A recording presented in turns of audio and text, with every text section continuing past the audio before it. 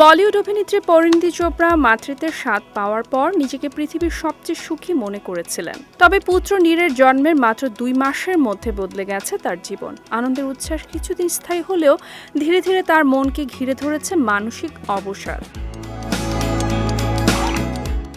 ভারতীয় সংবাদ মাধ্যম জানিয়েছে 2025 সালের 19 অক্টোবর মা হয়েছেন পরিণীতি। মুম্বাইয়ের ব্যস্ত অভিনয় জীবন ছেড়ে তিনি দিল্লিতে সংসারে মন দিয়েছেন। দিন দিন তার জীবনের স্বাদ ফিকে হয়ে আসতে থাকে এবং অবসাদ ক্রমশই বাড়তে থাকে। পরিণীতি জানিয়েছেন, এই পরিস্থিতি কাটিয়ে উঠতে তিনি ঈশ্বরের আশ্রয় নিয়েছেন। প্রতিদিন সকালে তিনি কিছু মন্ত্র পাঠ করেন। নিয়মিত পাখির ডাক শোনা এবং প্রকৃতির সঙ্গে একাত্মতা হওয়াই তার দৈনন্দিন অভ্যাসের অংশ। এছাড়া তিনি ফোন বা সোশ্যাল মিডিয়ার প্রতি চোখ না রাখার চেষ্টা করছেন, যা মনকে ইতিবাচক রাখার জন্য গুরুত্বপূর্ণ বলে মনে করেন।